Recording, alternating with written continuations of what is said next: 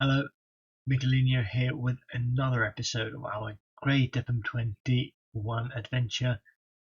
We are taking Swedish team Brommapojkarna from the third tier.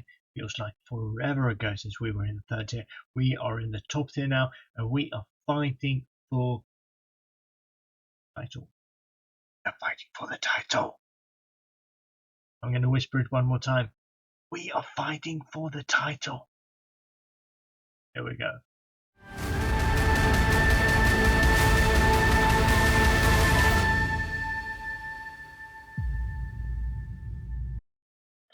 Okay, I have a confession to make. I might have recorded that intro before the penultimate game because now we are not in it anymore. If nothing extraordinary happens, we are going to finish second because Malmö, they are 6 points ahead of us and we are 3 points ahead of Göteborg with a much better goal difference. So most likely it's going to be Malmö, Brommapojkarna and either Göteborg or Djurgården that goes into Europe next season. Together with the cup winners, of course.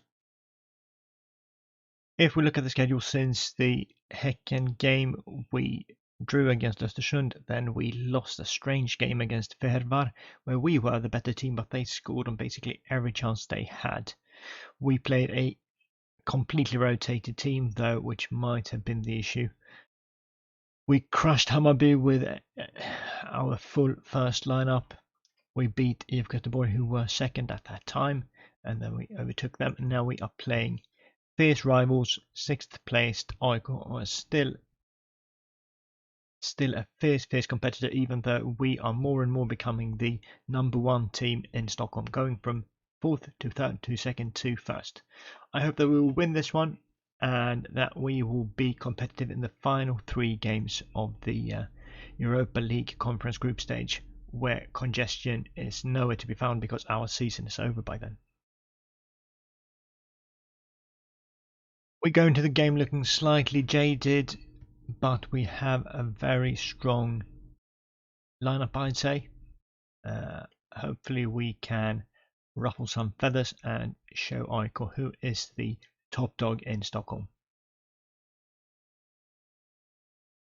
So the game is off. We are away at Friends Arena, who we are using for our home European games. It is packed to a higher capacity than it is when we play in Europe, but we don't draw capacity crowds when we go to our away games yet. When we become a Swedish and European powerhouse, if that will ever happen, then we will draw full houses, but not now. Nice play there. I do like these 1-2s. I like the one-touch football that we are showing more and more often. I don't like this when we get balls in behind and we don't have pacey enough defenders. That is one of our main issues, and that was how Fehervar, the Hungarian team, scored all their 3 goals. Getting the ball in behind us and then punishing us by shooting through our backup keeper Blazovic, who is not good at all. Piconell is back in goal since a couple of games, so I'm confident with him. And going forward, we have looked better and better, like I said. It's very rarely that we go away from a game without scoring these days. And when we score, we usually do it in quite spectacular or beautiful or fluid fashion. Sometimes even all of them, like you saw in the last episode.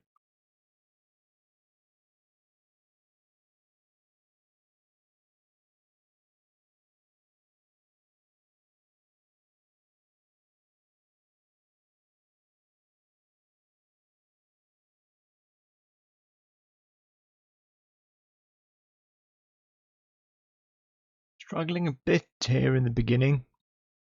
Here comes Abraham, loses the ball. So AIK, the home team, have been slightly stronger than us. We've looked a little scared, a little cautious. Hopefully we will warm up and get better as the game progresses. Piconell saves that one easily. I would have been disappointed if he wouldn't. Throws it up to Hallgren, who moves, finds Krebby. And Krabby makes no mistake. Krabby, Krabby, Krabs, Krabby, Krabs, Krabby, Krabs, Krabby, Krabby, Krabs, Krabby, Krabby, Krabs. The man, the myth, the Krab, Krabby, Krab, Krabs. Who else? He makes no mistakes from those kind of positions.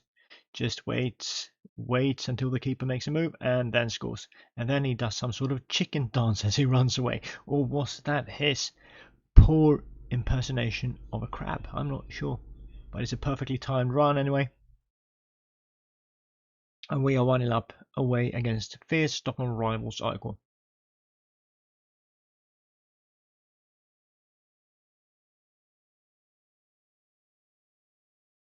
If they're going to keep playing those long balls, then as long as we are prepared for them, then I think we can handle them.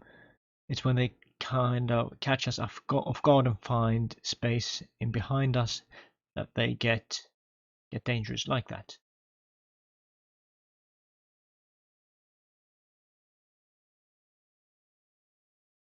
So not completely deserved this league lead as we reach the 40-minute mark. But I don't care as long as we win, as long as we beat them, then I'm happy. Good opportunity for them. Piconel says that I have no idea where our back four was or what they were doing. Hallgren, Ricochet. They move a lot men forward, but Holm takes him down. Good decision making from the young lad Isak Holm. So like I said, we look jaded, but we are still performing. Several players look really tired, but they will have to wait it out until the 60-minute mark when we start making subs. With the next European game in mind. It's only 5 days away, so we've played loads of games and we don't have the squad depth to actually compete and keep players fresh at the same time. So some of the players, they have had to play more than they should have really. And we've had a few small injuries, no major injuries though, which makes me happy. Beautiful play, offside though, but beautiful play. Rune Larsson, Isherwood and Abraham, they look tired, so it's probably going to be triple substitution in the 62nd minute. Rune Larsson will be replaced by Victor Karlsson. Thomas Isherwood will be replaced by Gustav Sandberg Magnusson. Doesn't feel too good considering he's slow. And then John Tete comes in instead of Paulos Abraham or Marcus Hallgren. No, Martin Persson comes in instead of Marcus Hallgren because he's slightly injured. Paulos Abraham will just have to bite the bullet and play even though he is really tired. Because I don't want to make Hallgren's injury any worse. Save from Piconel again, keeping us in this game. We haven't had too much except for that goal that we scored. I'm going to be honest. So we lose the ball there again. Sometimes this high risk, high tempo passing comes back and bites us as we lose the ball in kind of vulnerable and dangerous positions. But that's the way we play. Nice, close, not perfect. But I like the line of play again. Don't like that defending. I usually don't like our defending. That is where we really struggle, our Achilles heel.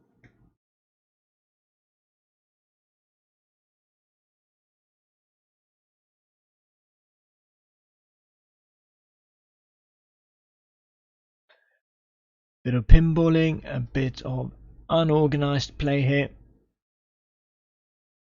Findell with it, Holm, Persson, passing the ball around now between them. Can this amount to anything? Abraham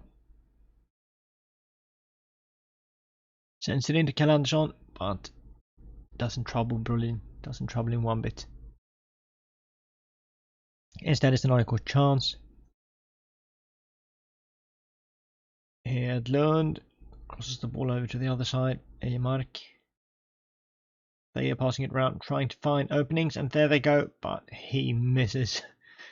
I don't think he would have scored even if we would have had 2 goals on top of each other. So the energy levels on several players is running really low. There's no gas left in the tank, but Piconel keeps making save after save after save. I need 10 more minutes from you, my friend, if we're gonna keep a clean sheet today. 255 XG for Eichel and 0.71 for us. If we win an unfair and undeserved win, then I'm going to be over the moon because these are the sweetest wins in my opinion. Ekdal saves yet again, but it is an offside, and I think that's going to be it. The final whistle blows, we win 1-0 against Eichel. What a brilliant result. Andre Piconel is our best performer. So this is what the final league table looks like. Malmö lost in the final game. They had a much better goal difference than us, so probably wouldn't have caught them. Anyway, Malmö wins, Brommapojkarna second, Göteborg third, and Djurgården fourth. So I could finish this episode here, finish the season here, and say I'll see you next season for more shenanigans and more adventures. But I have a feeling that you want to know how we do in Europe. Will we somehow manage to get through this group, or will the European adventure end here? You know what? I won't end the episode here. I will play the 3 group games that are left, and I will come back to you. And if we go through to the knockout stage, then we will have a bonus episode. How does that sound? Well, it's not like you have an option to choose, so that's what we're going to do. I'll see you back soon. So the first hurdle was against Russian side Krasnodar, and we were away, but that didn't put us off at all because in the 6th minute we made it 1-0. Right back, unusual scorer Victor Karlsson makes it 1-0, and I have kept saying that he is only good at running with the ball, but here he manages to actually get it into the net. Glorious finish, perfect start to the game, and in the 20th minute we were just going to pile on. It was only one team in this game, and it wasn't Krasnodar. 2-0, Jakob Ekdal, another one of these kind of unusual goal scorers. Perfect opportunity to step up, guys. Perfect opportunity. And in the other game, Fehervar takes the final chance to try to get into the knockout stages as well. 2-0 became 3-0 in the 24th minute. Eklund with it found Findell, passing it around in the middle. Findell through a bit of pinballing, but it falls to the feet of Kalle Andersson and makes it 3-0. And by now I wasn't sitting in my chair anymore. I was standing in it, laughing and applauding and jumping. What a brilliant start. I wouldn't have thought that this was possible. 3-0 after less than 24 minutes against one of the better teams in Russia. We are really growing into this European costume, aren't we? Kalle Andersson, again, Tete, I don't know what their defense is doing, but they leave Findell all alone, and then he does that straight after the 3-0 goal. We are 4-0 up, and we haven't even played half an hour. So it was just time to relax, unbuckle that belt, and wait for the final whistle, right? Well, I mean, they did come back with one goal just before half time. That didn't give me the hiccups though, even though this is the typical goal for us to concede. They get the ball in behind our 4 at the back. They are not quick enough. That's the truth. So if you are gonna play us, if you're gonna punish us, then get the ball in behind. They didn't get any closer than that though, because in the 48th minute we made it 5-1, and that was it. The final nail in the Russian coffin. 5-1. Krabby, krabby, krabs, krabby, krabs, krabby, krabs, krabby, krabby, krabs, krabby, krabby, krabs. I got to sing it at least once more this episode. Absolutely brilliant. One of those short corner routines actually pays off, so that makes me very happy. So a solid 5-1 win meant that we have everything in our hands going into the final game. 7 points meant that 3 points was just enough to secure promotion to the knockout stage. And against Dinamo Zagreb, who were going to win the group, we came out blasting 1-0 Kalle Andersson in the 4th minute. What a start to this game. The 46 people watching were over the moon by this goal, and dreams of Europe were really starting to become a reality. Perfect through ball. Andersson makes no mistake. Brilliant finish. But just as they got the kickoff, this happened. Have we seen it before? They advance with the ball.